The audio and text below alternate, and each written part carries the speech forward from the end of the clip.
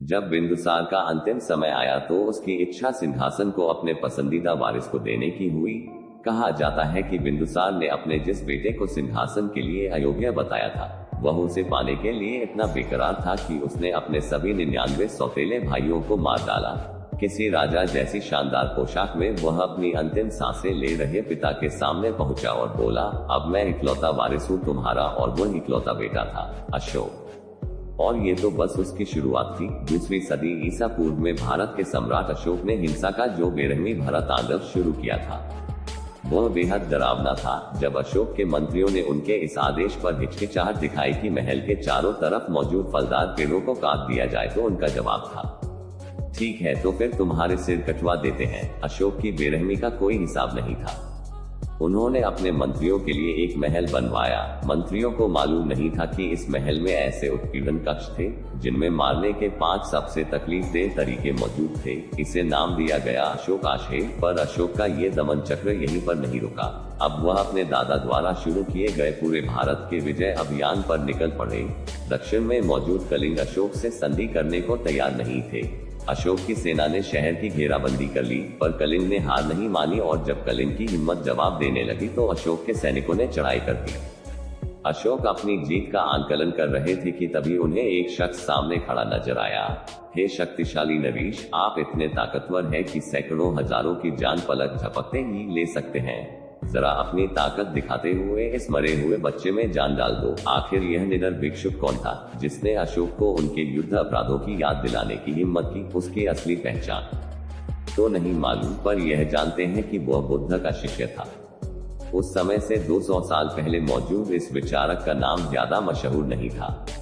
बुद्ध संदेश देते थे अहिंसा बोध और करुणा का। उनके अनुयायी धन वैभव को त्याग कर पूरी दुनिया में घूमते हुए अपने जीवन को मिसाल बनाकर बुद्ध के संदेश फैलाते रहते थे।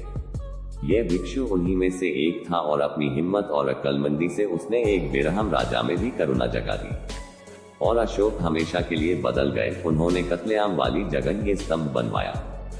ऐसे और स्तंभों का भी निर्माण करवाया गया। इस पर अशोक के शुरुआती संदेशों में से एक दर्ज था, सभी लोग मेरी संतान हैं और मैं चाहता हूं कि मेरी सभी संतानों का कल्याण हो, वे प्रसन्न रहें। ऐसा नहीं था कि अशोक ने अपने करीबियों को चुनने से संबंधित नियमों को तोड़ा था। दरअसल उनके करीबी कौन कौन थे, ये परिभाषा बदल गई थी। उन्होंने जीवनों की गली और मनोरंजन के लिए शिकार पर रोक लगा दी। उन्होंने पूरे भारत में पशुओं के लिए अस्पताल बनवाए और नागरिकों से जानवरों के प्रति दयालु होने को कहा। अशोक ने यह सुनिश्चित किया कि गांवों और शहरों में रहने वाले लोगों के लिए कुएं खुदवाए जाए। उन्होंने सड़कों के किनारे पेड़ लगवाए, आश्रय स्थल बनवाए ताकि यात्रियों को सुविधा हो और जानवरों को हर समय पेड़ों की छाव मिल सके। अशोक ने आसपास के छोटे देशों के साथ शांति संधियां की जो पहले कभी उसके नाम से थर्राते थे। अशोक ने भारत पर और 30 साल तक राज किया और इस दौरान विद्यालय, विश्वविद्यालय, अस्पताल और स्वास्थ्य गृह बनवाए गए। उन्होंने महिलाओं के लिए शिक्षा शुरू की, निःशुल्क स्वास्थ्य सेवाओं की शुरुआत की गई और यह सुनिश्चित किया गया कि दवाएं हर समय उपलब्ध रहे। अशोक का यह आदेश था कि सभी धर्मों को एक समान माना जाए। उन्होंने कहा कि गलत तरीके से कैद या बेरहमी के शिकार लोगों के साथ न्याय हो। अशोक के शासन में जो मंद महल और स्तंभ भारत में बनवाए गए थे, धार्मिक कट्टरवादियों ने उनमें से ज्यादातर को तोड़ डाला। उन्हें सम्राट अशोक की ये सारी चीजें दिखावा भर लगती थी। धार्मिक कट्टरवादियों के विरोध के बावजूद अशोक की विरासत आज भी कायम है।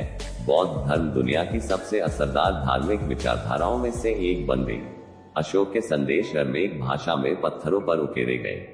ये यीशु की भाषा थी जो इस दौर से कुछ 100 साल बाद पैदा हुए थे। अशोक ने बौद्ध दूतों को मिडिल ईस्ट भेजा था कि करुणा, रहम, नम्रता और शांति का संदेश फैल सके। यह अशोक के चंद मंदिरों में से एक है जो तोड़े जाने से बच गए। ये भारत में बाराबार की पहाड़ियों की गुफाओं में है। पर सम्राट अशोक का सपना अलग है। इसकी गूंज समय के साथ और बढ़ती ही जा रही है।